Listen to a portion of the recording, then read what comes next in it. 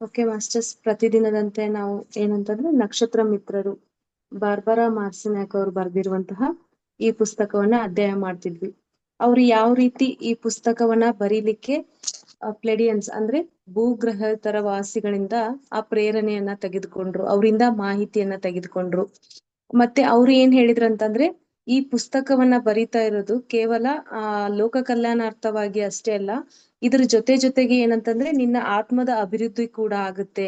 ಇದ್ರಲ್ಲಿ ನೀನು ಎಷ್ಟೋ ನಿನ್ನ ಹಳೆಯ ಲೇಯರ್ಸ್ ಗಳನ್ನ ಕಳೆದುಕೊಳ್ತಾ ಆತ್ಮ ಶುದ್ಧಿಯನ್ನ ಮಾಡ್ಕೊಳ್ತೀಯ ಅಂತ ಅವ್ರಿಗೆ ಹೇಳಿರ್ತಾರೆ.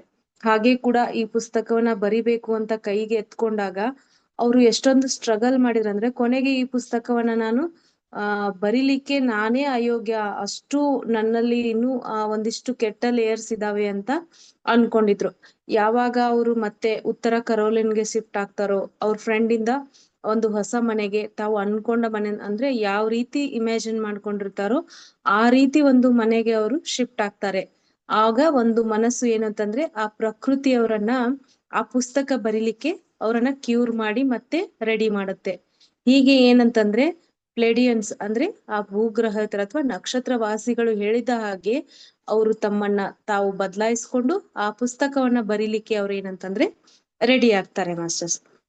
ಅದೇ ರೀತಿ ಆ ಪುಸ್ತಕವನ್ನ ಬರಿಬೇಕಾದ್ರೆ ಎಷ್ಟೋ ಅದ್ಭುತ ಘಟನೆಗಳು, ಮಿರಾಕಲ್ಸ್ ಅಂತ ನಾವೇನ್ ಹೇಳ್ತೀವಿ, ಅವೆಲ್ಲ ಜರುಗ್ತಾ ಹೋಗ್ತವೆ.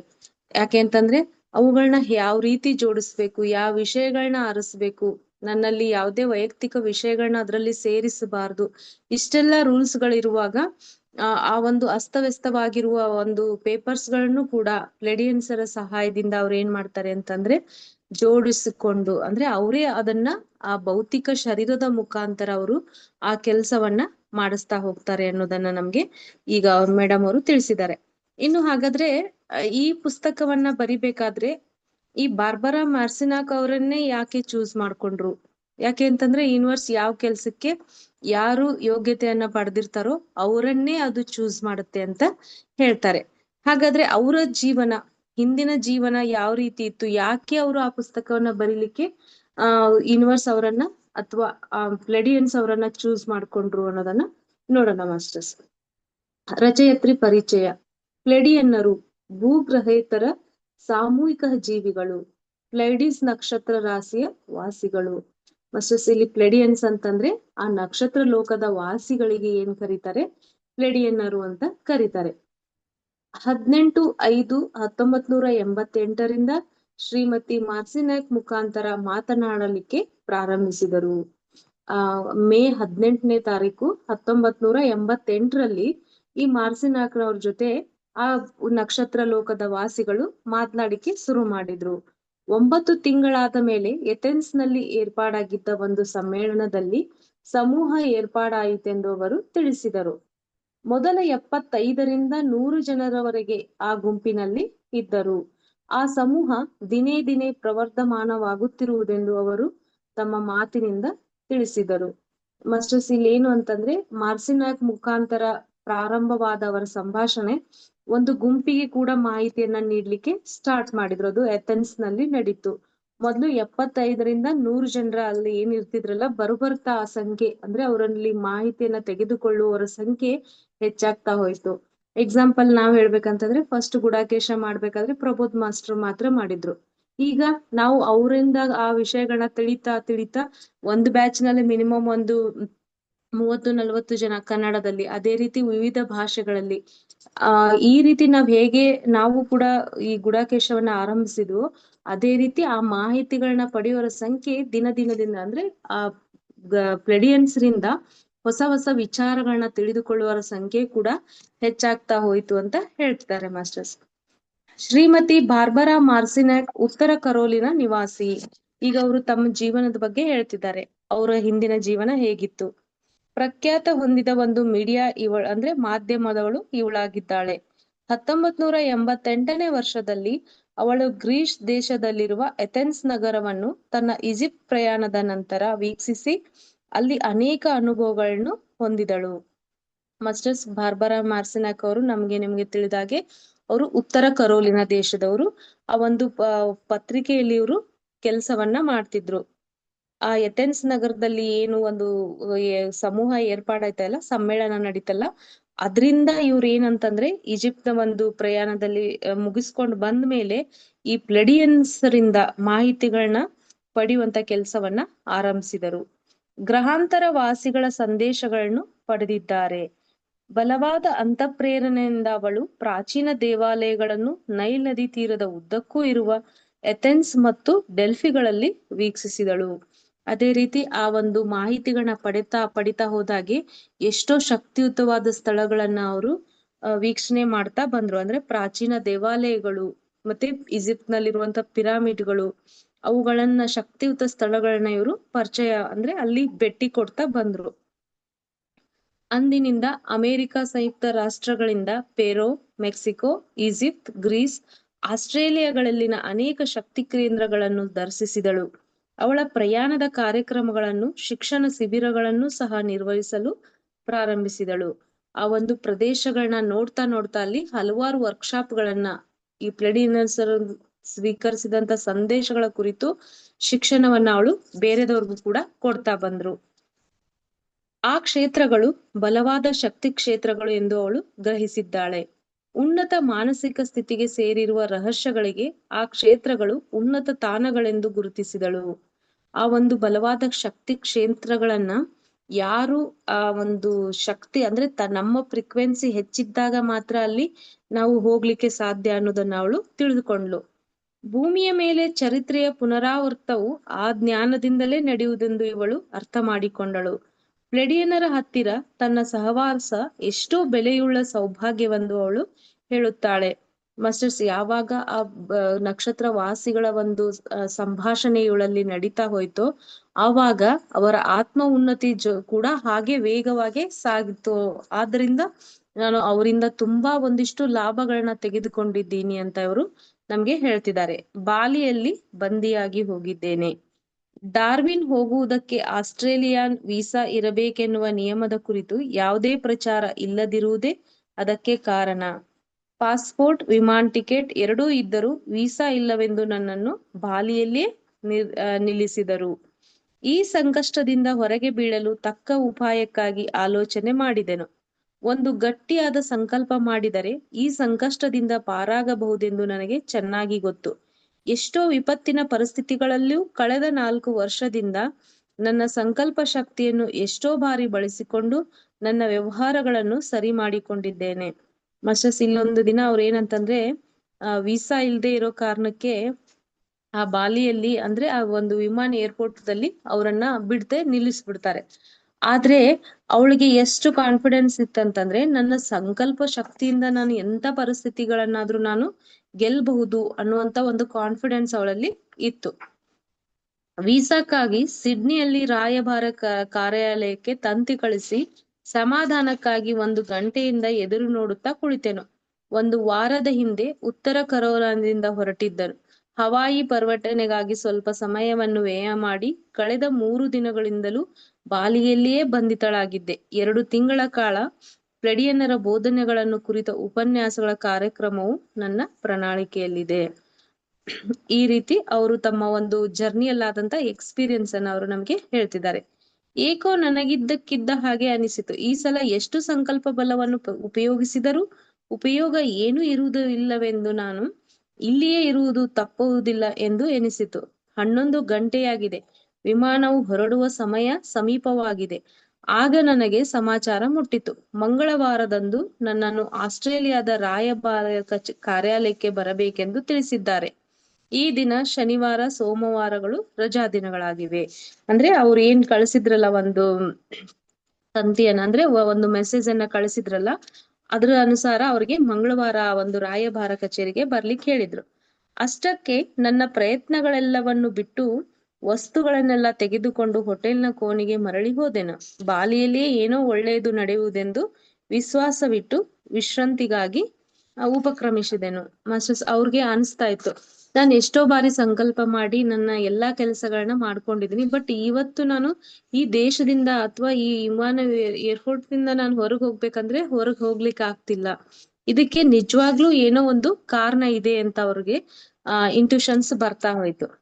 ಮರುದಿನ ಮುಂಜಾನೆ ನನಗೆ ನೆನಪಾಯಿತು, ಬ್ರಿಗ್ನರ್ಸ್ ಆಫ್ ದ ಡಾನ್ ಪುಸ್ತಕಕ್ಕೆ ಮುನ್ನುಡಿ ಬರೆದುಕೊಡುತ್ತೇನೆಂದು ನಾನು ವಾಗ್ದಾನ ಮಾಡಿದ್ದೆನು.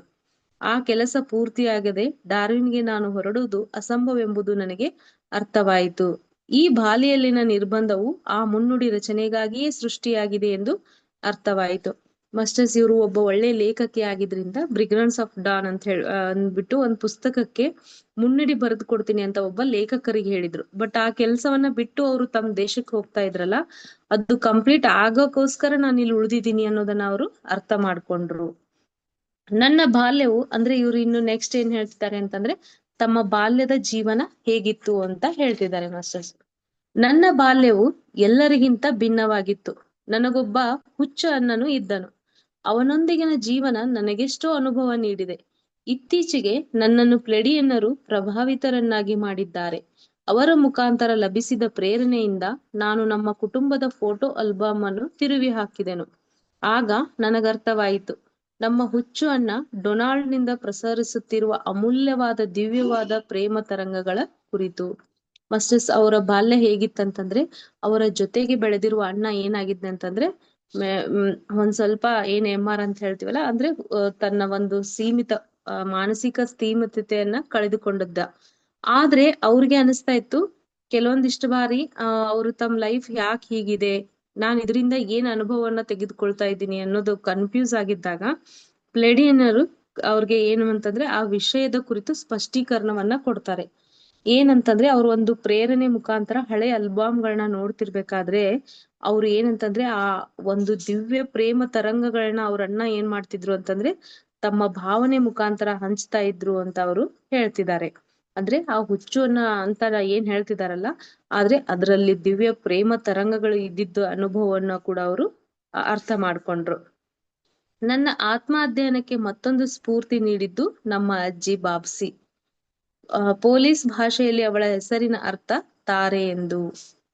ಮಾಸ್ಟರ್ಸ್ ಇಲ್ಲಿ ಅವ್ರ ಅಜ್ಜಿ ಹೆಸರು ಏನಂತಂದ್ರೆ ಬಾಬ್ಸಿ. ಆಕ್ಚುಲಿ ಅದು ಪೋಲ್ಯಾಂಡ್ ಭಾಷೆಯಲ್ಲಿ ಇರುವುದು ಏನಂತಂದ್ರೆ ಆ ಬಾಬ್ಸಿ ಅನ್ನುವ ಮಾತಿನ ಅರ್ಥ ತಾರೆ, ನಕ್ಷತ್ರ ಅಂತ ಅರ್ಥ.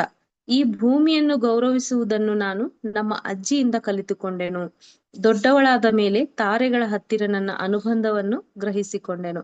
ಮಾಸ್ಟರ್ಸ್ ಈ ಬಾರ್ಬರಾ ಮಾರ್ಸಿನಾಕ್ ಅವ್ರು ಇದಾರಲ್ಲ, ಅವ್ರು ಏನಂತಂದ್ರೆ ತಮ್ಮ ಬಾಲ್ಯದ ಜೀವನವನ್ನ ಅರ್ಥ ಮಾಡಿಕೊಂಡ್ರೆ ಈ ಪುಸ್ತಕವನ್ನ ಬರಿಬೇಕಾದ್ರೆ ಅಥವಾ ಪ್ಲೆಡಿಯನ್ನರ್ಸ್ಗೆ ಕನೆಕ್ಟ್ ಆಗ್ಬೇಕಾದ್ರೆ ಯಾವ ರೀತಿ ಗುಣಗಳನ್ನ ಅವರು ಬಾಲ್ಯದಲ್ಲಿಯೇ ತೆಗೆದುಕೊಂಡ್ರು ಅಂತಂದ್ರೆ, ಮೊದ್ಲು ನಾವು ಏನಂತಂದ್ರೆ ನಮ್ಮ ಆತ್ಮದ ಶುದ್ಧೀಕರಣ ನಡಿಬೇಕಾಗಿತ್ತು. ಅದನ್ನ ಅವರು ಈಜಿಪ್ಟ್ ಒಂದು ಪ್ರಯಾಣದಲ್ಲಿ ಅನುಭವಿಸಿ ಎಲ್ಲಾ ಶುದ್ಧೀಕರಣವಾಗಿ ಅವ್ರು ಏನ್ ಮಾಡ್ತಾರೆ, ಒಂದು ಉತ್ತರ ಕರೋಲಿನಾಗೆ ಬರ್ತಾರೆ. ಅಲ್ಲೂ ಕೂಡ ಅದನ್ನ ಶುದ್ಧೀಕರಣ ಆದ್ಮೇಲೆ ಆ ಪುಸ್ತಕ ಬರೀತಾರೆ. ಅದ್ರ ಜೊತೆಗೆ ಇವರು ಬಾಲ್ಯದಲ್ಲಿಯೇ ಅದಕ್ಕೆ ಬೇಕಾದ ಸಿದ್ಧತೆಗಳನ್ನು ಅವರು ತಮ್ಮ ಕುಟುಂಬದ ಸದಸ್ಯರಿಂದ ಪಡೆದುಕೊಂಡಿದ್ರು. ಎಕ್ಸಾಂಪಲ್ ಏನಂತಂದ್ರೆ ಆ ಪ್ರೇಮ ತರಂಗಗಳು ಅಂದ್ರೆ ದಿವ್ಯ ಪ್ರೇಮ ತರಂಗಗಳನ್ನ ಅವ್ರ ಅಣ್ಣನಿಂದ ಪಡೆದುಕೊಂಡ್ರೆ, ಇನ್ನು ತಾರೆಗಳ ಜೊತೆ ಹೇಗೆ ಕನೆಕ್ಟ್ ಆಗ್ಬೇಕು, ನಾವು ಈ ಭೂಮಿಯ ಜೊತೆ ಹೇಗೆ ಕನೆಕ್ಟ್ ಆಗ್ಬೇಕು ಅನ್ನೋದನ್ನ ಅವ್ರ ಅಜ್ಜಿಯಿಂದ ಏನ್ ಮಾಡಿದ್ರು ಅಂದ್ರೆ ಕಲ್ತುಕೊಂಡ್ಬಿಟ್ಟಿದ್ರು. ನಾವು ಭೂಮಿಯನ್ನ ಗೌರವಿಸಬೇಕು, ಅದ್ರ ಜೊತೆಗೆ ತಾರೆಗಳ ಹತ್ತಿರ ನಾವು ಹೇಗೆ ಕನೆಕ್ಟಿವಿಟಿಯನ್ನ ಬೆಳೆಸ್ಕೋಬೇಕು ಅನ್ನೋದನ್ನ ಅಜ್ಜಿಯ ಮಾರ್ಗದರ್ಶನದಿಂದ ಕಲ್ತ್ಕೊಂಡಿದ್ರು.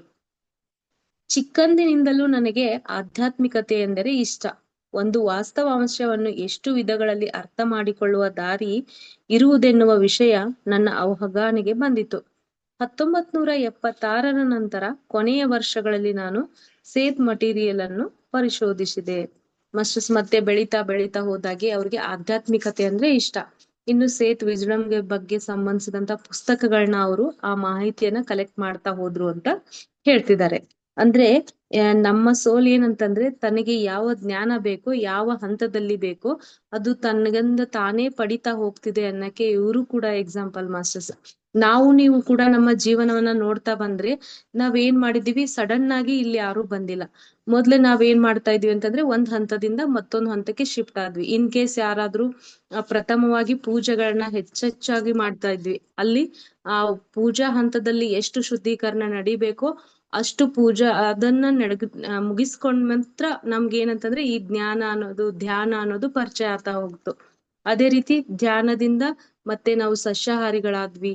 ಒಳ್ಳೆ ಒಳ್ಳೆ ಆಧ್ಯಾತ್ಮಿಕತೆಗೆ ಸಂಬಂಧಿಸಿದಂತಹ ಪುಸ್ತಕಗಳನ್ನ ಓದ್ತಾ ಬಂದ್ವಿ. ಈ ರೀತಿ ಸಜ್ಜನ ಸಾಂಗತ್ಯ ಸ್ವಾಧ್ಯಾಯನ ಕೇಳ್ತಾ ಬಂದ್ವಿ. ಇನ್ನು ಸಸ್ಯಾಹಾರ ರ್ಯಾಲಿಗಳನ್ನ ಮಾಡ್ತಾ ಬಂದ್ವಿ. ಇನ್ನು ಜ್ಞಾನ ಪ್ರಚಾರಗಳನ್ನ ಮಾಡ್ತಾ ಬಂದ್ವಿ.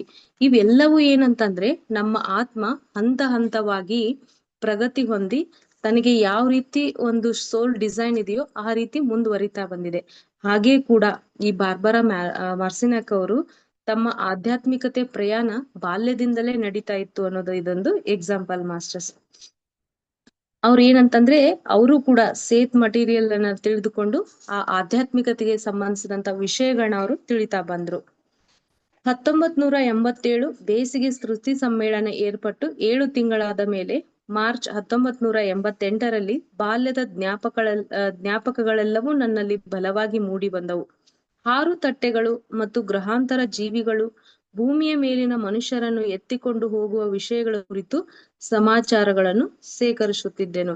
ಮಾಸ್ಟರ್ಸ್, ಈ ವಿಷಯ ಅಂದ್ರೆ ನಾವು UFO ಅಂತ ಹೇಳ್ತೀವಲ್ಲ, ಆ ಒಂದು ಹಾರು ತಟ್ಟೆಗಳು ಮೀನ್ಸ್ ಬೇರೆ ಲೋಕದ ಜೀವಿಗಳು ಏನಂತಂದ್ರೆ ಆ ಒಂದು ನೌಕೆಗಳ ಮುಖಾಂತರ ಭೂಮಿಗೆ ಬರ್ತಾರೆ. ಅದೇ ರೀತಿ ಎಲ್ಲ ಅಂದ್ರೆ ಆ ಒಂದು ಯೋಗ್ಯತೆ ಪಡೆದುಕೊಂಡವರನ್ನು ಕೂಡ ಆ ನೌಕೆಗಳಲ್ಲಿ ಕರೆದುಕೊಂಡು ಹೋಗಿ ಬೇರೆ ಬೇರೆ ಪ್ರದೇಶಗಳಿಗೆ ಭೇಟಿ ಕೊಟ್ಟು ಅಲ್ಲಿಯ ಜ್ಞಾನವನ್ನ ಕೊಡ್ತಾರೆ ಅನ್ನುವಂತ ವಿಷಯವು ಇವ್ರಿಗೆ ಏನಾತ ಅಂತಂದ್ರೆ ತಿಳಿತಾ ಬರ್ತಾ ಇತ್ತು.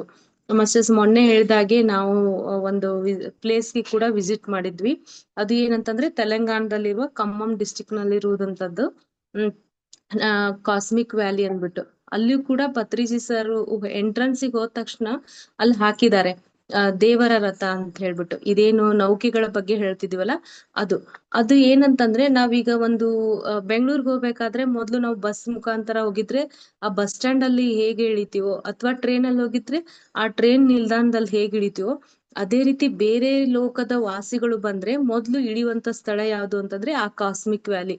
ಅವರು ತಮ್ಮ ವೆಹಿಕಲ್ಸ್ ಗಳನ್ನ UFO ಅಂತ ಏನ್ ಹೇಳಿದ್ವಲ್ಲ ಅವುಗಳನ್ನ ಅಲ್ಲಿ ಸ್ಟಾಪ್ ಮಾಡಿ ಅಲ್ಲಿಂದ ಈ ಭೂಮಿಗಳಲ್ಲಿ ಯಾರಿಗೆ ಒಂದು ಜ್ಞಾನ ಪ್ರಚಾರ ಅಥವಾ ಯಾರಿಗೆ ಕನೆಕ್ಟ್ ಆಗ್ಬೇಕು ಅಂತಿರುತ್ತಲ್ಲ ಆ ಕಾರ್ಯವನ್ನ ಅಲ್ಲಿಂದ ಮುಂದುವರಿಸ್ತಾರೆ ಅಂತ ಅಲ್ಲಿ ನಮ್ಗೆ ತಿಳಿತಾ ಹೋಯ್ತು. ಅದೇ ರೀತಿ ಅದರ ವಿಷಯವನ್ನ ಕೂಡ ಈ ಬಾರ್ಬರಾ ಮಾರ್ಸಿನಾಕ್ ಅವರು ಏನ್ ಮಾಡಿದ್ರು ಅಂತಂದ್ರೆ ಆ ಪುಸ್ತಕಗಳನ್ನ ಓದ್ತಾ ಆ ಹಾರು ತಟ್ಟೆಗಳ ಬಗ್ಗೆ ಮತ್ತು ಗ್ರಹಾಂತರ ಜೀವಿಗಳ ಬಗ್ಗೆ ತಿಳಿತಾ ಬಂದ್ರು. ಮಾಸ್ಟರ್ಸ್, ಇಲ್ಲಿ ಗ್ರಹಾಂತರ ಜೀವಿಗಳು ಇನ್ನೊಂದು ಮಾತು ಹೇಳ್ತಾರೆ. ಅಂದ್ರೆ ಈ ನಕ್ಷತ್ರ ಲೋಕದ ವಾಸಿಗಳು ನಮಗೆ ಏನ್ ಹೇಳ್ತಾರೆ ಅಂತಂದ್ರೆ ನೀವು ಕೂಡ ನಮ್ಮ ಕುಟುಂಬದ ಸದಸ್ಯರೇ ಅಂತ. ಯಾಕೆ ಅಂತಂದ್ರೆ ಅವರು ಕೂಡ ಇಲ್ಲಿಂದಾನೇ ಹಂತ ಹಂತವಾಗಿ ಉನ್ನತ ಲೋಕಕ್ಕೆ ಹೋದವರು.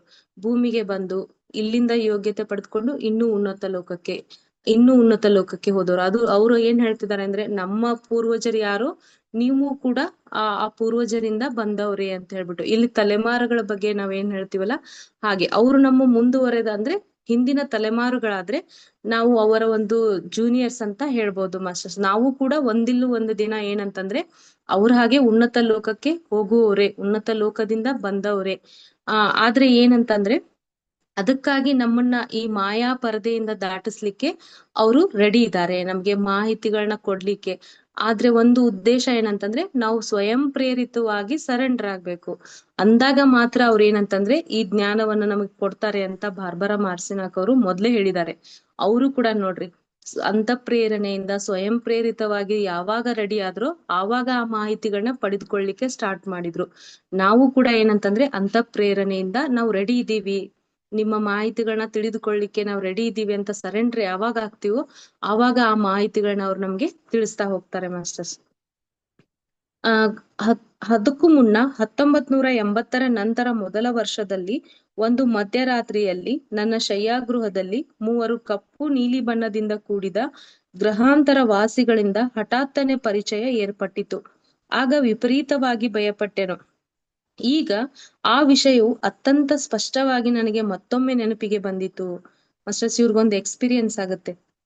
ಏನಂತಂದ್ರೆ ಅವರು ತಮ್ಮ ಬೆಡ್ರೂಮ್ ನಲ್ಲಿ ಒಂದಿನ ಮಲ್ಕೊಂಡಾಗ ಏನಾಗತ್ತಂದ್ರೆ ಸಡನ್ ಆಗಿ ಅವ್ರಿಗೆ 3 ಜನ ಏನಂತಂದ್ರೆ ಕಪ್ಪು ನೀಲಿ ಬಣ್ಣದಿಂದ, ಅಂದ್ರೆ ಆ ಗ್ರಹದಲ್ಲಿ ಯಾವ ರೀತಿ ದೇಹ ರಚನೆ ಇರುತ್ತೋ ಆ ದೇಹ ರಚನೆಯಿಂದ ಕೂಡಿದ ಒಂದು 3 ಜನ ಅವ್ರು ಸಡನ್ ಆಗಿ ಎದುರಿಗೆ ಬಂದ್ಬಿಡ್ತಾರೆ. ನೋಡ್ರಿ, ನಾವು ಭೂಮಿ ಮೇಲೆ ಏನ್ ನೋಡಿದ್ವಿ ಅಂದ್ರೆ ಇದ್ ನಮ್ಮ ಸುತ್ತಮುತ್ತಲಿರುವ ಪ್ರಾಣಿಗಳನ್ನ, ನಮ್ಮ ಮನುಷ್ಯರ ದೇಹ ರಚನೆಯನ್ನ ನೋಡಿದ್ವಿ.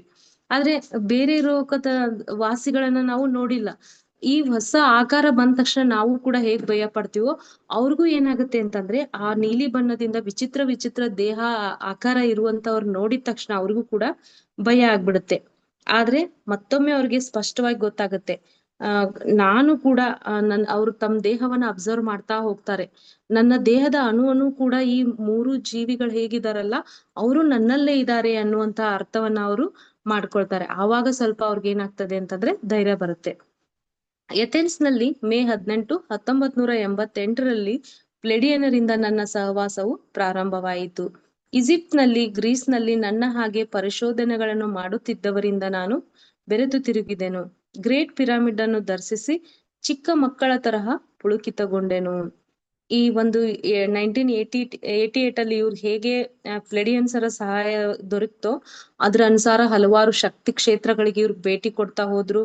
ಮತ್ತೆ ಆ ಒಂದು ಪಿರಾಮಿಡ್ ಅನ್ನ ಅದು ಕೂಡ ನಮ್ಗೆ ಗೊತ್ತಿದ್ದಾಗೆ ಪಿರಾಮಿಡ್ ಕೂಡ ಒಂದು ಶಕ್ತಿ ಸ್ಥಳ ಅಂತ ಪತ್ರಿಜಿ ಸರ್ ನಮ್ಗೆ ತಿಳಿಸ್ಕೊಟ್ಟಿದ್ದಾರೆ ಮಾಸ್ಟರ್ಸ್. ಅವರು ಕೂಡ ಆ ಪಿರಾಮಿಡ್ ಅನ್ನ ಹೋದ ತಕ್ಷಣ ಆ ಚಿಕ್ಕ ಮಕ್ಕಳು ಹೇಗೆ ಕ್ಯೂರಿಯಾಸಿಟಿಯಿಂದ ನೋಡ್ತಾರೋ ಆ ಕ್ಯೂರಿಯಾಸಿಟಿಯಿಂದ ಆ ಪಿರಾಮಿಡ್ ಅನ್ನ ನೋಡ್ತಾರೆ, ಸ್ಪರ್ಶ ಮಾಡ್ತಾರೆ, ಅದರಲ್ಲಿ ಎನರ್ಜಿಯನ್ನ ಅವರು ಫೀಲ್ ಮಾಡ್ತಾರೆ. ನನ್ನ ಸಹೋದ್ಯೋಗಿಗಳೆಲ್ಲರಿಗೂ ಬೀಳ್ಕೊಡುಗೆ ಹೇಳಿ ನನ್ನ ಕೋಣೆಗೆ ಹಿಂತಿರುಗಿದೆ. ನನಗೆ ಬಲವಾದ ಒಂದು ಪ್ರೇರಣೆ ಲಭಿಸಿತು. ಗ್ರಹಾಂತರ ವಾಸಿಗಳೊಂದಿಗೆ ಮಾತನಾಡುವ ಪ್ರಯತ್ನ ನನ್ನನ್ನು ಪ್ರೋತ್ಸಾಹಿಸುವ ಪ್ರೇರಣೆ ಅದು. ನಿಶಬ್ದವಾಗಿ ಕೋಣೆಯಲ್ಲಿಯೇ ಒಂದು ಕಡೆ ಕುಳಿತು ಗ್ರೇಟ್ ಪಿರಾಮಿಡ್ ನಲ್ಲಿ ಕಿಂಗ್ಸ್ ಚೇಂಬರ್ ಮೇಲೆ ಇದ್ದಂತೆ ಊಹಿಸಿಕೊಳ್ಳಬೇಕೆಂದು ಸಿಕ್ಕಿದ ಪ್ರೇರಣೆ ಅದಾಗಿತ್ತು. ಮಾಸ್ಟರ್ಸ್ ಅವ್ರು ಯಾವಾಗ ಆ ಪಿರಾಮಿಡ್ ಅನ್ನ ನೋಡ್ ಬರ್ತಾರೋ ಅವರಲ್ಲಿ ಒಳಗಿಂದ ಒಂದಿಷ್ಟು ವಿಚಾರಗಳು ಬರ್ತಾ ಹೋಗ್ತವೆ. ಅವ್ರಿಗೂ ಅನಿಸ್ತೆ, ಅರೆ ನನ್ಗೇನ್ ಈ ತರ ವಿಚಾರಗಳು ಬರ್ತಾ ಇದಾವಲ್ಲ. ಏನಂತಂದ್ರೆ ನೀನ್ ನಿಶಬ್ದವಾಗಿ ಒಂದು ಏನ್ ಪಿರಾಮಿಡ್ ಇದೆಯಲ್ಲ ಆ ಕಿಂಗ್ಸ್ ಚೇಂಬರ್ ನೀನ್ ಆಲ್ರೆಡಿ ನೋಡ್ ಬಂದಿದ್ಯಾ. ನೀನ್ ಯಾವ ರೀತಿ ಕಲ್ಪನೆ ಮಾಡ್ಕೋಬೇಕು ಅಂತಂದ್ರೆ ಮತ್ತೊಮ್ಮೆ ನಾನು ಆ ಕಿಂಗ್ಸ್ ಚೇಂಬರ್ ನಲ್ಲಿ ಕುಳಿತುಕೊಂಡಿದ್ದೀನಿ ಅಂತ ನೀನು ಊಹೆ ಮಾಡ್ಕೋ ಅಂತ ಅವ್ರಿಗೆ ಒಳಗಿಂದ ಒಳಗೆ ಆ ವಿಷಯ ಅವ್ರಿಗೆ ಅನ್ಸುತ್ತೆ ನನ್ಗೆ ಈ ತರ ಯಾಕೆ ಅನಿಸ್ತಿದೆ ಅಂತ ಹೇಳ್ಬಿಟ್ಟು. ಅವ್ರಿಗೆ ಆಮೇಲೆ ಗೊತ್ತಾಗುತ್ತೆ ನನ್ಗೆ ನನ್ನ ಆತ್ಮ ಪ್ಲೇಡಿಯನರ್ಗೆ ಕನೆಕ್ಟ್ ಆಗ್ಬೇಕಂತ ಬಯಸ್ತಿದೆ, ಇನ್ನ ನಾನು ಅದನ್ನ ಹೇಳಿದಂತ ರೂಲ್ಸ್ ಅನ್ನ ಫಾಲೋ ಮಾಡ್ಬೇಕು ಅಂತ ಅವ್ರಿಗೆ ಗೊತ್ತಾಗುತ್ತೆ ಮಾಸ್ಟರ್ಸ್. ಮಾಸ್ಟರ್ಸ್ ನಾವು ನೀವು ಕೂಡ ಧ್ಯಾನ ಮಾಡುವಾಗ ಎಷ್ಟೋ ಹೊಸ ಹೊಸ ಅನುಭವಗಳಾಗ್ತವೆ ಅಂತಂದ್ರೆ ಅಲ್ಲಿ ಎಷ್ಟೋ ಆಸ್ಟ್ರಲ್ ಆಗಿ ಮಾಸ್ಟರ್ಸ್ಗಳು ನಮ್ಗೆ ಕನೆಕ್ಟ್ ಆಗ್ಬೇಕು ಅಂತ ಟ್ರೈ ಮಾಡ್ತಾ ಇರ್ತಾರೆ. ನಾವು ಹುಟ್ಟಿನಿಂದ ಅಂದ್ರೆ ನಾವ್ ಏನು ಖನಿಜ ಸಂಪತ್ತಿನಿಂದ ಖನಿಜ ಸಾಮ್ರಾಜ್ಯದಿಂದ ಜನ್ಮ ತೆಗೆದುಕೊಂಡಿದೀವೋ, ಕಲ್ಲು, ಮಣ್ಣು, ಗಿಡ, ಆಮೇಲೆ ಸಸ್ಯ ಸಾಮ್ರಾಜ್ಯ, ಇನ್ನು ಪ್ರಾಣಿ ಸಾಮ್ರಾಜ್ಯ, ಅದೇ ರೀತಿ ಈಗ ಈ ಮನುಷ್ಯ ಸಾಮ್ರಾಜ್ಯಕ್ಕೆ ಬಂದಿದೀವಿ. ಇಲ್ಲಿ ಏನಂತಂದ್ರೆ ನಮ್ಗೆ ಇಬ್ರು ಗಾರ್ಡಿಯನ್ ಏಂಜಲ್ಸ್ ಯಾವಾಗ್ಲೂ ಇರ್ತಾರೆ. ಹೇಳ್ತಿರ್ತಾರೆ ಈ ಎಡಭುಜ ಮತ್ತು ಬಲಭುಜದ ಮೇಲೆ ಅವರು ನಮ್ ಜೊತೆನೆ ಇರ್ತಾರೆ. ನಮ್ಮ ಜನ್ಮ ಈ ಜನ್ಮದ ಜೊತೆ ಮಾತ್ರ ಅಲ್ಲ, ನಾವ್ ಯಾವಾಗ ಖನಿಜ ಸಾಮ್ರಾಜ್ಯದಲ್ಲಿ ಒಂದು ಕಲ್ಲಾಗಿ ಹುಟ್ಟಿದ್ವೋ ಅಲ್ಲಿ ಯಾವ ಅನುಭವಗಳನ್ನ ತೆಗೆದುಕೊಂಡಿದೀವಿ ಅದು ಅವರಿಗೆ ಗೊತ್ತು. ಇನ್ನು ನಾವು ಸಸ್ಯ ಸಾಮ್ರಾಜ್ಯಕ್ಕೆ ಬಂದಾಗ, ಪ್ರಾಣಿ ಸಾಮ್ರಾಜ್ಯಕ್ಕೆ ಬಂದಾಗ ಯಾವ ಅನುಭವಗಳನ್ನ ತೆಗೆದುಕೊಂಡಿದೀವಿ, ನಾವು ಯಾವ ಪ್ರಾಬ್ಲಮ್ಸ್ ಗಳನ್ನ ಫೇಸ್ ಮಾಡಿದೀವಿ, ಈ ರೀತಿ ಅವಾಗಿಂದ ನಮ್ ಜೊತೆಯಲ್ಲೇ ಇರ್ತಾರೆ. ಮತ್ತೆ ಹೇಳ್ತಾರೆ ನೋಡ್ರಿ, ನಾವು ಯಾವಾಗ ಜನ್ಮವನ್ನ ಅಂದ್ರೆ ಈ ಜನ್ಮವನ್ನ ಕೊನೆಗಾಣಿಸ್ತೀವೋ ಅವ್ರು ನಮ್ಮನ್ನ ದೇಹವನ್ನ ತ್ಯಾಗ ಮಾಡಿದಾಗ ಮೀನ್ಸ್ ಮರಣ ಹೊಂದಿದಾಗ ಇಬ್ರು ಯಮಕಿಂಕರರು ಬರ್ತಾರೆ, ಕರೀತಾರೆ ಮೇಲಿನ ಲೋಕಕ್ಕೆ ಮತ್ತೆ ಹೋಗೋಣ ಬಾ ಅಂತ. ಯಾರ ಆತ್ಮಜ್ಞಾನಿ ಆಗ್ತಿರೋ ಅವ್ರಿಗೆ ಗೊತ್ತಿರುತ್ತೆ ಇವ್ರು ನಮ್ ಗಾರ್ಡಿಯನ್ ಏಂಜಲ್ಸ್, ಇವ್ರು ಹೇಳಿದ ಹಾಗೆ ನಾನ್ ಮತ್ತೆ ಮೇಲಿನ ಲೋಕಕ್ಕೆ ಹೋಗ್ಬೇಕು ಅಂತ. ಆದ್ರೆ ಈ ಜ್ಞಾನ ಸ್ಥಿತಿಯಲ್ಲಿ ಅವೇರ್ನೆಸ್ ಇಲ್ದೆ ಇರೋರ್ಗೆ ಏನಾಗುತ್ತೆ ಅಂತಂದ್ರೆ ಅವ್ರು ಕರೆಯೋರು ಕೂಡ ಯಾರು ಅಂತ ಗೊತ್ತಿರೋದಿಲ್ಲ, ಅವ್ರು ಯಾಕೆ ಕರೀತಾರೆ ಅಂತ ಗೊತ್ತಿರಲ್ಲ. ಆ ಒಂದು ದೇಹ ವ್ಯಾಮೋಹದಲ್ಲಿ ನಾವು ಜನ್ಮವನ್ನ ಬಿಟ್ಟಿದೀವೋ ಅಥವಾ ಇಲ್ವಾ ಅನ್ನೋ ಭೌತಿಕ ಶರೀರ ಯಾವ್ದು, ಸೂಕ್ಷ್ಮ ಶರೀರ ಯಾವ್ದು, ಇವು ಕಲ್ಪನೆ ಇರ್ದೇ ಇದ್ರೆ ಏನಾಗುತ್ತೆ ಅಂತಂದ್ರೆ ನಾವು ಮತ್ತೆ ಅವೇರ್ನೆಸ್ ಅನ್ನ ಕಳೆದುಕೊಂಡ್ ಬಿಡ್ತೀವಿ. ಈ ಗಾರ್ಡಿಯನ್ ಏಂಜಲ್ಸ್ ಕೂಡ ನಮ್ಗೆ ಏನಂತಂದ್ರೆ ಇವರು ಕೂಡ ನಮ್ಮ ಆತ್ಮದ ಉನ್ನತಿಗೆ ಸಹಾಯ ಮಾಡುವ ಮಾಸ್ಟರ್ಸ್ಗಳೇ. ಇನ್ನು ಅದೇ ರೀತಿ 7 ಆರ್ಕ್ ಏಂಜಲ್ಸ್ ಇದ್ದಾರೆ. ಅವರು ನಾವು ಯಾವ್ಯಾವ ಸಮಸ್ಯೆಯಲ್ಲಿ ನಾವು ಸಿಕ್ಕಾಕೊಂಡಿರ್ತೀವೋ ಆ ಸಮಸ್ಯೆಯಲ್ಲಿದ್ದಾಗ ಅವ್ರಿಗೆ ನಾವು ಲೆಟರ್ ಮುಖಾಂತರ ಅಥವಾ ನಾವೊಂದು ಹೇಳ್ಕೊಳ್ಳುವುದ್ರ ಮುಖಾಂತರ ಕನೆಕ್ಟ್ ಆಗಿ ಅವ್ರ ಸಹಾಯವನ್ನು ಕೂಡ ನಾವು ತೆಗೆದುಕೊಳ್ಬಹುದು ಮಾಸ್ಟರ್ಸ್. ಆದ್ರೆ ಅವರು ಒಂದು ಏಂಜಲ್ಸ್ ಲೋಕದ ರೂಲ್ಸ್ ಏನಂತಂದ್ರೆ ಅವರು ಕರೀದೆ ಯಾರು ಬರೋದಿಲ್ಲ. ಅವ್ರ ರೂಲ್ಸ್ ಏನಂತಂದ್ರೆ ನಾವು ಅವ್ರನ್ನ ಪ್ರೇಯರ್ ಮಾಡ್ಬೇಕು.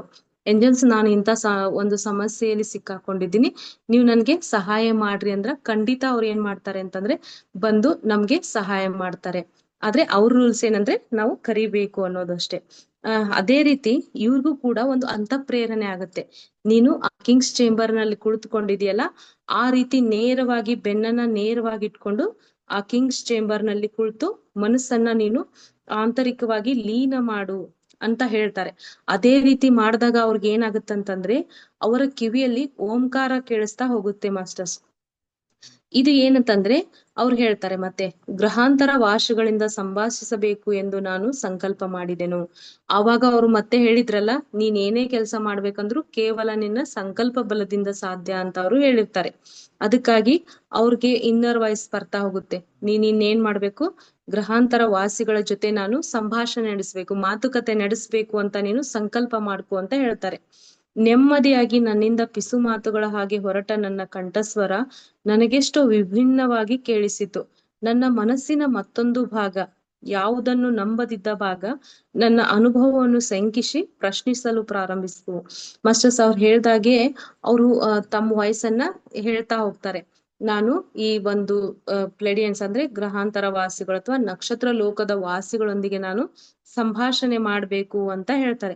ಅವ್ರಿಗೆ ಆ ಮಾತುಗಳು ಎಷ್ಟು ಶುದ್ಧವಾಗಿ ಕೇಳಿಸ್ತವೆ ಅಂತಂದ್ರೆ ಅವರೇ ಅವ್ರ ಧ್ವನಿಯನ್ನ ಡೌಟ್ ಪಡ್ತಾ ಹೋಗ್ತಾರೆ. ಓಹ್, ನನ್ ಧ್ವನಿ ಇಷ್ಟು ಸುಮಧುರವಾಗಿದೆಯಾ ಅಂತ ಹೇಳ್ಬಿಟ್ಟು. ಅದ್ರ ಜೊತೆಗೆ ನಿಮ್ಗೂ ನಮ್ಗೂ ಗೊತ್ತಿದ್ದಾಗೆ ಇನ್ನೊಂದು ಮನಸ್ಸು ಇರುತ್ತೆ, ಅದು ಏನಂತಂದ್ರೆ ಡೌಟ್ ಪಡ್ತಾ ಹೋಗುತ್ತೆ, ಇದು ಸಾಧ್ಯನಾ, ಇಲ್ಲಿ ಕುಳಿತುಕೊಂಡು ನೀನ್ ಬೇರೆ ಲೋಕದ ವಾಸಿಗಳೊಂದಿಗೆ ಸಂಬಂಧ ಬೆಳೆಸ್ಲಿಕ್ಕೆ ಸಾಧ್ಯನಾ ಅಂತ ಹೇಳ್ತಾರೆ. ಆದ್ರೂ ಕೂಡ ಅವ್ರು ಆ ಒಂದು ಮನಸ್ಸನ್ನ ದೂರ ಸರಿಸ್ಬಿಟ್ಟು ಏನ್ ಬಲವಾಗಿ ನಂಬಿರ್ತಾರಲ್ಲ, ಪ್ರಯತ್ನ ಪೂರ್ವಕವಾಗಿ ಧೈರ್ಯವನ್ನ ತೆಗೆದುಕೊಂಡು ಎಷ್ಟೋ ಧೈರ್ಯ ತೆಗೆದುಕೊಂಡು ನಿಜವಾಗ್ಲೂ ನಾನು ಈ ಸಂಭಾಷಣೆಯನ್ನ ಮಾಡೇ ಮಾಡ್ತೀನಿ ಅಂತ ಅವರು ಈ ಸಂಭಾಷಣೆಯನ್ನ ಮುಂದುವರಿಸ್ತಾರೆ ಮತ್ತು ಅದರಲ್ಲಿ ಯಶಸ್ವಿ ಕೂಡ ಆಗ್ತಾರೆ. ಒಂದು ಅರ್ಧ ಗಂಟೆಯ ನಂತರ ನನ್ನೊಂದಿಗೆ ಮಾತನಾಡುತ್ತಿರುವುದು ಪ್ಲೆಡಿಯನ್ನರು ಎಂದು ತಿಳಿದುಕೊಂಡೆನು. ಅವರ ಹತ್ತಿರ ಒಂದು ಗಂಟೆಯ ಹೊತ್ತು ಮಾತನಾಡುತ್ತಿರುತ್ತೇನೆ. ನನ್ನಲ್ಲಿ ಪ್ರಶಾಂತತೆಯನ್ನು, ವಿವೇಕತೆಯನ್ನು ಅವರು ತುಂಬಿಸಿ ಹೋದರು. ಈ ನನ್ನ ಅನುಭವ ಕನಸೆ ನಿಜವೇ ಎನ್ನುವ ಸಂಶಯ ನನ್ನಲ್ಲಿ ಮೂಡಿತು. ಮಾಸ್ಟರ್ಸ್ ಅವ್ರಿಗೆ ಏನಾಗುತ್ತೆ ಅಂತಂದ್ರೆ ನಿಜವಾಗ್ಲೂ ಆ ಕನೆಕ್ಟಿವಿಟಿ ಬೆಳೆದು ಒಂದು ತಾಸುಗಂಟ್ಲೆ ಅವ್ರು ಏನ್ ಮಾಡ್ತಾರೆ ಅಂತಂದ್ರೆ ಆ ಸಂಭಾಷಣೆಯನ್ನ ಮಾಡ್ತಾರೆ, ಅವರಿಂದ ಹೊಸ ಹೊಸ ವಿಷಯಗಳನ್ನ ತಿಳಿದುಕೊಳ್ತಾರೆ. ಇದೆಲ್ಲ ಅವ್ರಿಗೆ ಏನಂತಂದ್ರೆ ಒಂದು ಕನಸು ರೀತಿ ಅವ್ರಿಗೆ ಆಗ್ಬಿಡುತ್ತೆ. ಇದು ನಿಜಾನಾ ಈ ರೀತಿ ಅಂತ ಸಂಶಯಗಳು ಕೂಡ ಅವರಲ್ಲಿ ಬರ್ತಾ ಹೋಗ್ತವೆ ಮಾಸ್ಟರ್ಸ್. ಪ್ಲೆಡಿಯನ್ನರು ಖಗೋಳ ಶಾಸ್ತ್ರವನ್ನು ಅಧ್ಯಯನ ಮಾಡು ಎಂದು ನನಗೆ ಸಲಹೆ ಕೊಟ್ಟರು. ಅವ್ರು ಏನ್ ಹೇಳ್ತಾರೆ ಅಂತಂದ್ರೆ ನಮ್ ಬಗ್ಗೆ ಇನ್ನೂ ನೀನ್ ಹೆಚ್ಚಾಗಿ ತಿಳಿದುಕೊಳ್ಬೇಕು, ನೀನು ಕ್ಲಾರಿಟಿ ಬರ್ಬೇಕಂತಂದ್ರೆ ನೀನು ಖಗೋಳ ಶಾಸ್ತ್ರವನ್ನ ಅಂದ್ರೆ ಆಕಾಶಕ್ಕೆ ಸಂಬಂಧಿಸಿದ ಅಥವಾ ಕಾಯಗಳಿಗೆ ಸಂಬಂಧಿಸಿದಂತದನ್ನ, ನಕ್ಷತ್ರಗಳಿಗೆ ಸಂಬಂಧಿಸಿದಂತಹದನ್ನ ನೀನು ಅಧ್ಯಯನ ಮಾಡು ಅಂತ ಹೇಳಿದಾಗ ಅವ್ರಿಗೆ ಏನಾಗುತ್ತೆ ಅಂತಂದ್ರೆ ಪ್ಲೆಡಿಯನ್ನರು ಸೂರ್ಯ ಕೇಂದ್ರ ವೃಷಭ ರಾಶಿಯಲ್ಲಿ 27 ಡಿಗ್ರಿಗಳು 57 ನಿಮಿಷಗಳ ಸ್ಥಳದಲ್ಲಿ ಇದೆ. ಈ ನಕ್ಷತ್ರ ಲೋಕದ ವಾಸಿಗಳ ಸ್ಥಳ ಯಾವುದು ಅಂತಂದ್ರೆ ವೃಷಭ ರಾಶಿ. ಅದರಲ್ಲಿ 27 ಡಿಗ್ರಿ ಒಂದು ಕೋನದಲ್ಲಿ ಅಂದ್ರೆ ಆ ಸಮಯದ ಜೊತೆ ಹೇಳ್ಬೇಕಂತಂದ್ರೆ 57 ನಿಮಿಷ ಅಂತ ಏನ್ ಹೇಳ್ತೀವಲ್ಲ ಆ ಸ್ಥಳದಲ್ಲಿ ಹೌದು. ಯಾವುದು ಅಂತಂದ್ರೆ ಕೃತಿಕಾ ನಕ್ಷತ್ರ ಎಂದು ಸಂಬೋಧಿಸಲ್ಪಡುವ ಆ ತಾರಾ ಸಮೂಹವು ಅದ್ಭುತವಾಗಿ ಇರುತ್ತದೆ. ಮಾಸ್ಟರ್ಸ್ ಹಂಗಾದ್ರೆ ಪ್ಲೆಡಿಯನ್ನರ್ ಇರುವುದು ವೃಷಭ ರಾಶಿ 27 ಡಿಗ್ರಿ 56 ನಿಮಿಷದ ಒಂದು ಸ್ಥಳದಲ್ಲಿ. ಅವರ ಒಂದು ಕುಟುಂಬದ ಹೆಸರು ಏನಂತಂದ್ರೆ ಆ ಕೃತಿಕಾ ನಕ್ಷತ್ರ ಅಂತ ಏನ ಕರಿತೀವಲ್ಲ ನಾವು, ಆ ಒಂದು ನಕ್ಷತ್ರ ಪುಂಜ ಇವ್ರದ್ದು ಕುಟುಂಬವಾಗಿದೆ. ನಿಗದಿತ ಸಮಯಗಳಲ್ಲಿ ಪ್ಲೆಡಿಯನ್ನರು ನನ್ನ ಶರೀರ ಮಾತನ್ನು ಉಪಯೋಗಿಸಿಕೊಳ್ಳಲಿಕ್ಕೆ ಸಮ್ಮತಿಸಿದೆನು. ಆದರೆ ಅದಕ್ಕೊಂದು ಷರತ್ತು ವಿಧಿಸಿದೆನು. ಕಾರ್ಯಾಚರಣೆಯೆಲ್ಲ ಅವರೇ ಮಾಡಬೇಕೆಂದು ಹೇಳಿದೆನು. ನನ್ನ ಸಮಯವು ಸ್ವಲ್ಪವೂ ವ್ಯರ್ಥವಾಗಬಾರದೆಂದು ನಾನು ಹಾಗೆ ಸಂಕಲ್ಪಿಸಿದೆನು. 2 ವರ್ಷಗಳಲ್ಲಿ ನಮ್ಮ ನಡುವೆ ಬಲವಾದ ಒಂದು ಅನುಬಂಧ ಏರ್ಪಟ್ಟಿತು. ನನ್ನ ಶರೀರದಲ್ಲಿ ಆರೋಗ್ಯ ಮತ್ತು ಉತ್ಸಾಹ ಮೂಡಿತು. ಪ್ಲೆಡಿಯನ್ನರ ಪ್ರೇಮ ಪ್ರಕಂಪನ ನನ್ನನ್ನು ಆವರಿಸಿತು.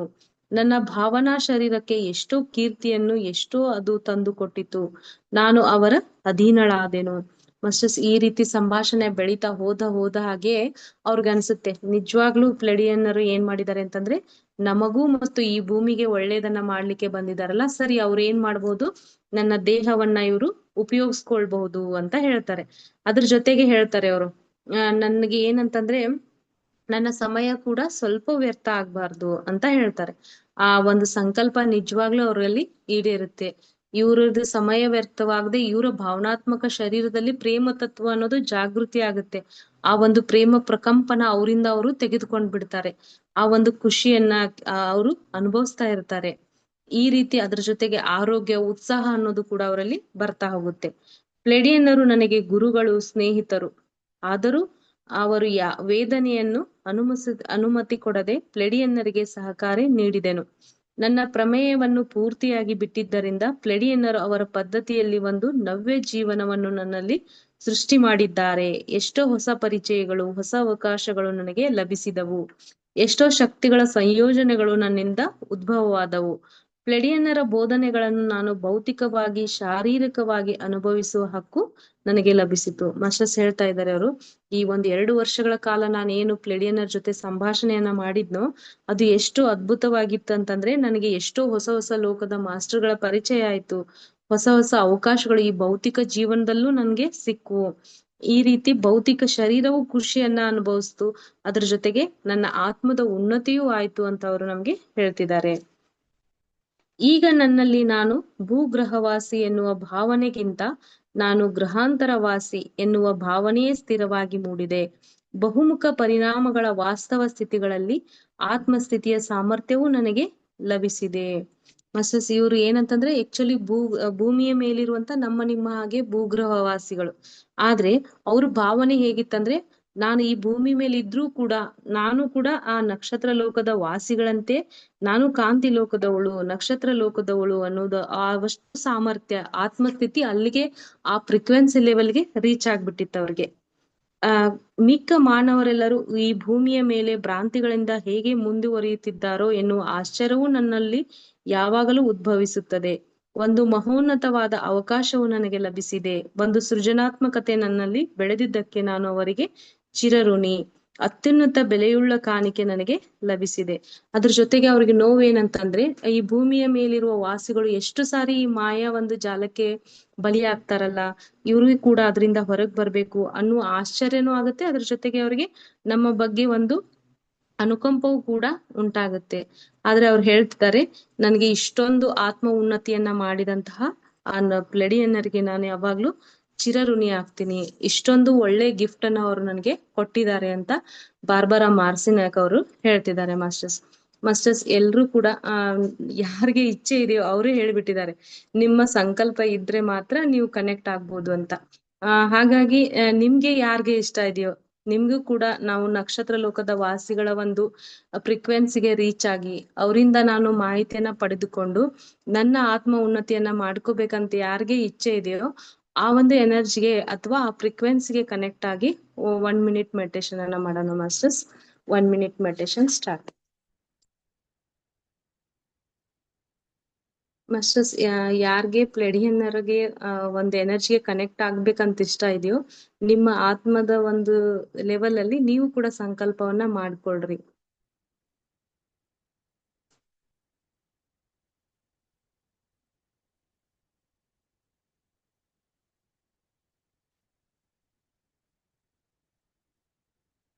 ನೀವು ಕೂಡ ಹೇಳ್ಬೋದು ಬಾರ್ಬರಾ ಮಾರ್ಸಿನಾಕ್ ಅವ್ರ ಹಾಗೆ, ನಾನು ಈ ಭೌತಿಕ ಜೀವನವನ್ನು ಮತ್ತು ಆಧ್ಯಾತ್ಮಿಕ ಜೀವನವನ್ನು ಸಮಸ್ಥಿತಿಯಲ್ಲಿ ಸಂತೋಷವಾಗಿ ಕಳೀಲಿಕ್ಕೆ ಇಷ್ಟಪಡ್ತೀನಿ. ಹಾಗಾಗಿ ನನ್ನ ಭೌತಿಕ ಶರೀರವನ್ನ ಆತ್ಮದ ಒಂದು ದೃಷ್ಟಿಯಲ್ಲಿ ನೀವು ನನ್ನನ್ನ ಉನ್ನತ ಲೋಕದ ಕೆಲಸಗಳಿಗಾಗಿ ನನ್ನನ್ನ ಚೂಸ್ ಮಾಡ್ಕೋಬಹುದು ಅಂತ ಕೂಡ ನಾವು ಸಂಕಲ್ಪ ಮಾಡ್ಕೋಬಹುದು masters.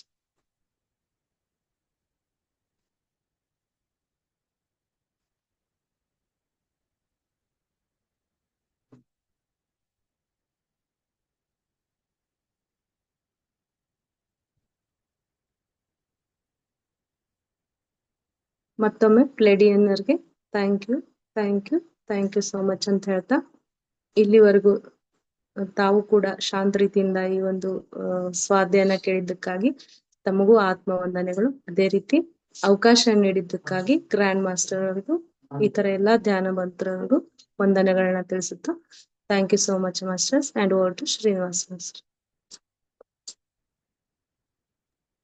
Yes, Master, thank you very much, Lakshmi Master. Lots of gratitude. Masters, ನಕ್ಷತ್ರ ಮಿತ್ರರು ಈ ಪುಸ್ತಕ ತುಂಬಾ ಒಂದು ಅತ್ಯದ್ಭುತವಾದ ಪುಸ್ತಕ. ಇಲ್ಲಿವರೆಗೂ ಅದು ಕನ್ನಡದಲ್ಲಿ ಬಂದಿರಲಿಲ್ಲ. ಸೊ ನಮ್ಗೆ ಯಾವ್ದೋ ಒಂದು ಕಾಪಿ ಸಿಕ್ತು, ಅದಕ್ಕೋಸ್ಕರ ಲಕ್ಷ್ಮಿ ಮಾಸ್ಟರ್ ಅದನ್ನ ಸ್ವಾಧ್ಯಾಯ ಮಾಡ್ತಾ ಇದ್ದಾರೆ. ಮತ್ತಿನ್ನ ಒಂದೇನು ಅಂತಂದ್ರೆ, ಈ ಪುಸ್ತಕ ಸ್ವಾಧ್ಯಾಯ ನೀಡ್ತೀನಿ ಅಂತ ಸ್ವಲ್ಪ ಜನಕ್ಕೆ ಇನ್ನೂ ಗೊತ್ತಿರೋದಿಲ್ಲ. ಸೊ ಅವ್ರನ್ನ ದಯವಿಟ್ಟು ಈ ಒಂದು ಸ್ವಾಧ್ಯಾಯಕ್ಕೆ ಕರೆತನ್ನಿ ಮಾಸ್ಟರ್. ಎಲ್ಲರೂ ಕೂಡ ವೆಲ್ಕಮ್. ಸೊ ಈ ಒಂದು ಪುಸ್ತಕ ಅತ್ಯದ್ಭುತವಾಗಿದೆ. ಎಸ್ಪೆಷಲಿ ಅಂದ್ರೆ ಆ ಪ್ಲೇಡಿಯನ್ಸ್ ಬಗ್ಗೆ ಹೇಳೋದು, ಅವ್ರ ಬಗ್ಗೆ ನಮ್ಗೆ ತಿಳ್ಕೊಳ್ಳೋದು, ಪ್ರತಿಯೊಂದು ವಿಷಯದಲ್ಲೂ ಅದ್ಭುತವಾದ ಮಾಸ್ಟರ್ಸ್. ಸೊ ಅಂಡ್ ಈ ಪುಸ್ತಕನ ಸ್ವಾಧ್ಯಾಯ ಮಾಡ್ತಿರೋ ಲಕ್ಷ್ಮಿ ಮಾಸ್ಟರ್ಗೆ thank you. Thank you very much master. Yes master.